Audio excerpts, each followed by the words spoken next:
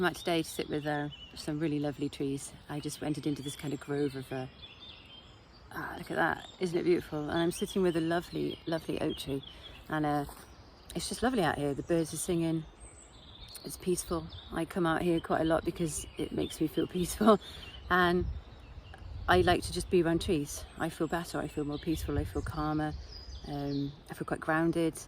I feel a sense of stillness, and that is essential.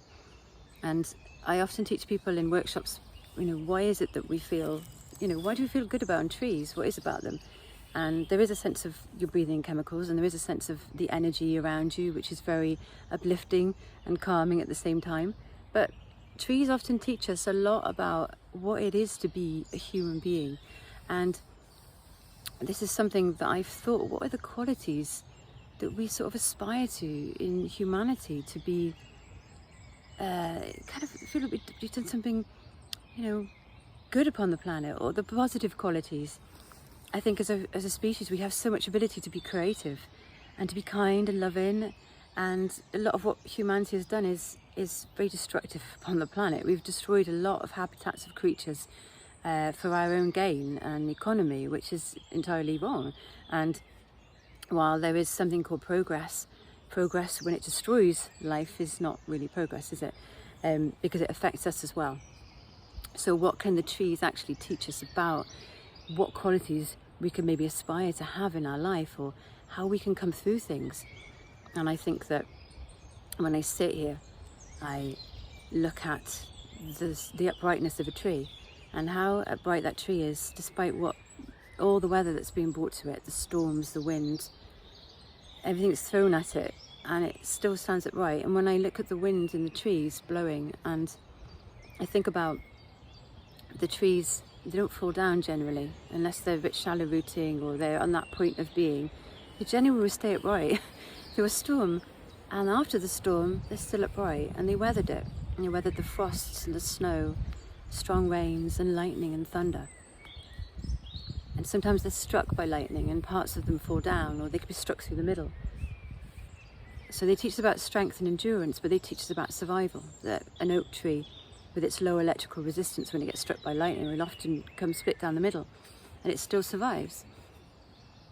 That we can lose things in our life, but we can still be strong and survive that. The other thing that trees, I think, really strongly teach us about is about being grounded upon the earth. It's about our connection to all other life upon the earth.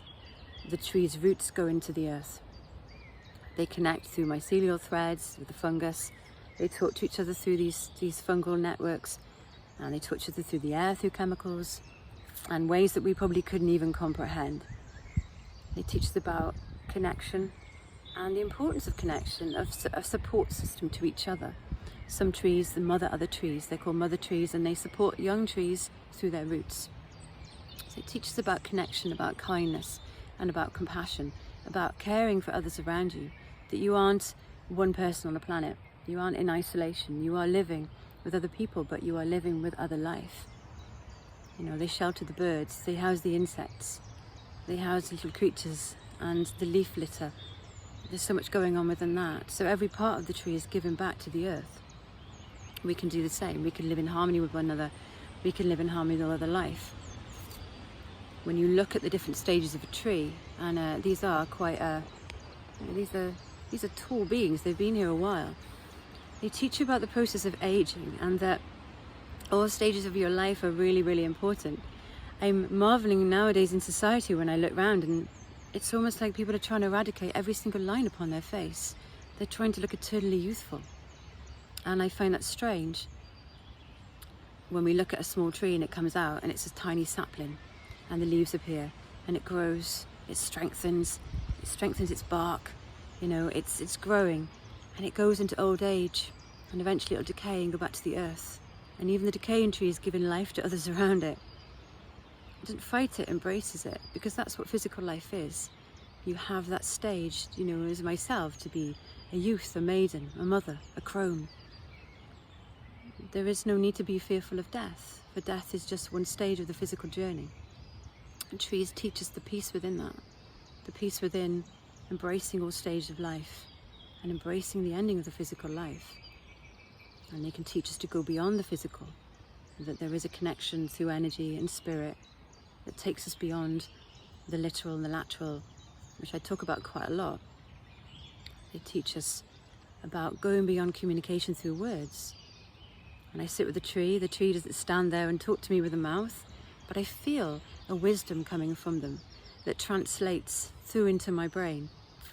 And the connection, rather than just speaking. You know, a lot of what we do is when we speak with people, we look at eyes, we look at the mouth, we take in body language, we sense a lot through chemicals more than we realise. We will, when we approach somebody, know whether we want to be around them or not before we've even spoken to them. So trees teach you about that element that goes beyond just this spoken word. And they teach you, I feel, about becoming into a place of peace and stillness that we all need right now. There's so much going on in the world that can create fear and confusion. So they help to bring clarity, help you bring you right down to the earth and see things in a bigger picture.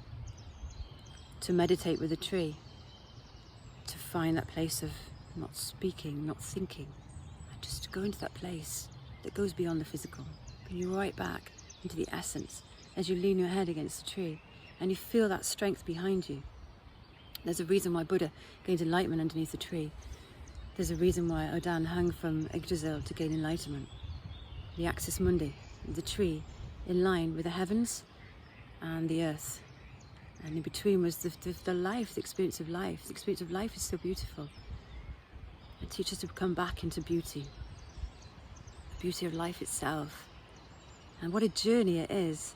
So, happy journeying.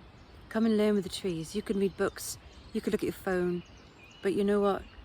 Coming out here and just sitting with them and learning directly from them, I feel has always been the way that I've learned best about them. So come and enjoy them and feel their wisdom. They really, really are worth more than we realise.